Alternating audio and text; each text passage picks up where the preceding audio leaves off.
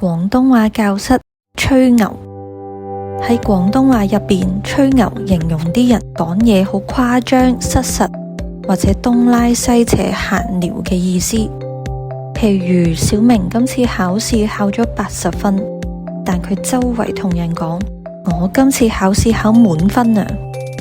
佢將自己嘅成績分數誇大咗，我哋就會話佢係吹牛噶啦。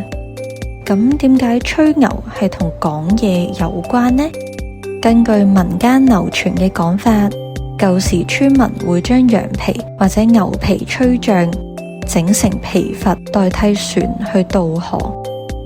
由於吹牛皮係非常之嘥力㗎，每當聽到人講嘢誇張失實嘅時候，就會諷刺佢：你有力不如去河邊吹個牛皮啦。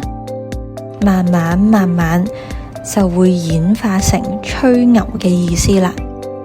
譬如係話佢成日都吹牛，冇句真嘅。又或者係咪聽佢吹牛啦，佢信唔過噶。下次當聽到有人講嘢太誇張，你就可以話佢係吹牛啦。